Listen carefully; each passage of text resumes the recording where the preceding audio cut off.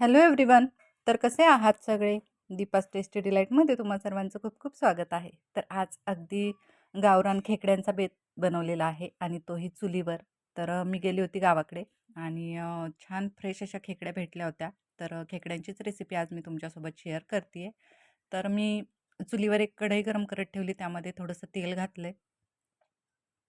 त्यामध्ये हे 3 मीडियम साईजचे कांदे उभे चिरून घातले. तर तो आपल्याला मसाला बनवून घ्यायचा आहे, त्यामुळे मी कांदा भाजून घेते. तर कांदा थोडासा भाजत आला की त्यामध्येच खोबऱ्याचे काप घातलेत, थोडंसं आलं घातलं आहे चिरलेलं आणि त्यानंतर भरपूर असं लसूण घातलेलं आहे आणि हे सगळं आपल्याला खरपूस असं भाजून घ्यायचं आहे.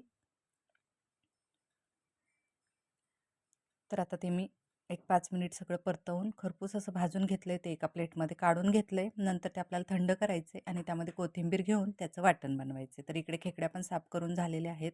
नांगे, मोठे नांगे आणि खेकडे आपल्याला स्वच्छ धुवून घ्यायचे आणि जे छोटे नांगे आहेत तर ते आपल्याला त्याचं वाटण बनवायचे. तर आत्ता जे कांदा खोबऱ्याचं वाटण ते मी मिक्सरला वाटून घेतलेला आहे. तो मसाला आपला रेडी झाला आहे. त्यानंतर त्याच मिक्सरच्या भांड्यामध्ये हे जे छोटे नांगे आहेत तर ते आपल्याला बारीक असे वाटून घ्यायचे आहेत. तर बघू शकता अगदी बारीक असं आपण ते वाटून घेणार आहे आणि पाण्यामध्ये मिक्स करून आपल्याला त्याचं पाणी काढून घ्यायचं आहे. म्हणजे त्याचे नांग्यांचे वरचे टर्पलं जे असतात तर ते राहतात आणि हे गाळून घेतलं की त्याचं जे पाणी आहे त्याचा आपल्याला रस्सा फोडणी द्यायचा आहे. तर आता ते मी सगळं छान असं गाळून त्यातलं पाणी काढून घेतलेलं आहे आणि वर सगळी टर्पलं राहिलेली आहेत. तर तुम्ही बघू शकता आणि आता मी तयारी करते भाजीची. तर चुलीवर एक कढई गरम करत ठेवली, त्यामध्ये घातलेलं आहे तेल. तर जे खेकडीचे पेंदा आणि मोठे नांगे आहेत तर ती आपण त्याचे सुक्कं बनवणार आहोत. तर मी कढईमध्ये 3 चमचे तेल टाकलेलं आहे. त्यामध्ये आपण जे वाटण वाटून घेतलं होतं कांदा खोबऱ्याचं ते घातलेलं आहे. ते छान तेल सुटेपर्यंत परतवून घ्यायचं आहे. त्यानंतर घालायचे त्यामध्ये अर्धा चमचा हळद आणि अर्धा चमचा गरम मसाला घातलेला आहे आणि 2 चमचे जे आहेत ते कांदा लसूण मसाला, हा घरगुती कांदा लसूण मसाला आहे तो घातलेला आहे. अगदी ह्या थोड्याच मोजक्या साहित्यामध्ये आपण बनवणार आहोत, फार काही मसाले वगैरे यूज केलेले नाही आहेत.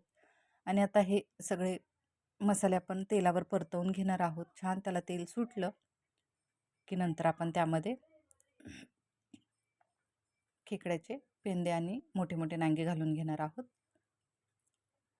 तर आता ते मी मसाल्यामध्ये घालून घेतले आणि ते परतवून घेणार आहोत. तर खेकडे साफ करत असताना त्यामध्ये जे त्याचं म्हणजे चरबी असते तर ती थोडी निघते.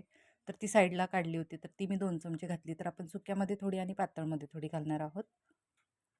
त्यानंतर घातलेले आहे वरून कोथिंबीर आणि हे जाड मीठ घातलेलं आहे. तर ते मीठ तुम्ही चवीनुसार कमी जास्त करू शकता. त्यानंतर अगदी थोडंसं पाणी, म्हणजे अर्ध्या ग्लासलाही थोडं कमीच पाणी घातलेलं आहे आणि झाकण ठेवून आपल्याला ते वाफवून घ्यायचं आहे. तर आपल्याला हे सुकं बनवायचं आहे.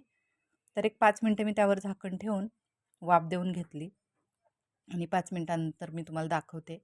आपले सुके हे जे खेकडे आहेत तर ते रेडी झालेले आहेत. खेकडे शिजायला काही फार असा वेळ लागत नाही. तर अगदी सुके असे मी ते परतवून असे करून घेतलेले आहेत. तर बघू शकता आता छान असे सुके आपले खेकडे रेडी झालेत. तर ते साईडला काढून ठेवले. त्यानंतर त्याच चुलीवर एक पातेलं ठेवले. पातेल्यामध्ये घातलेलं आहे तेल आणि तेल गरम झालं की नंतर जे अर्धं वाटण आपण ठेवलं होतं तर ते वाटण घालून आपण परतवून घेणार आहोत. तर कांदा खोबरं वगैरे तर आपण सगळं तेलावर परतलं होतं, त्यामुळे काही ते फार भाजायची गरज नाही.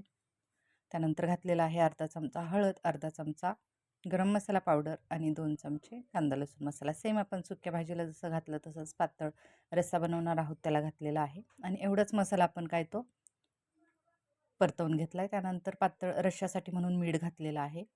तर ते तुम्ही चवीनुसार घालू शकता आणि हे जे पाणी आपण नांगे वाटून काढलेलं होतं तर ते पाणी मी घालून घेतलं आणि आता त्याला आपल्याला उकळवून घ्यायचं. तर उकळवत असताना बाकी एक काळजी घ्यायची की पळी त्यामध्ये सतत हलवत ठेवायची, नाहीतर तो रस्सा फाटतो. तर कढी जशी आपण उकळताना पूर्णपणे ढवळत राहतो ना, तशा टाईप आपल्याला हे ढवळून घ्यायचं आहे आणि नंतर हळूहळू आता त्याला कलर येईल. बघू शकता तुम्ही आपली ही भाजी आता बऱ्यापैकी रेडी झालेली आहे. छान मी 10 मिनटं हा रस्सा उकळवून घेतलेला आहे. त्यानंतर करूयात प्लेटिंग. तर मी प्लेटमध्ये मस्त अशी चुलीवर बनवलेली भाकरी घेतली, थोडासा भात घेतलेला आहे, तर पांढराच भात बनवलेला आहे. त्यानंतर हा खेकड्याचा रस्सा, त्यानंतर सुके खेकडे आणि त्यानंतर आपण आता घेणार आहोत लिंबू आणि कांदा. तर ही अशी मस्त खेकड्याची थाळी रेडी झालेली आहे अगदी घरगुती गावरान पद्धतीनं.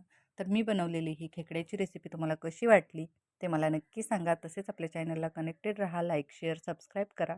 थँक्यू.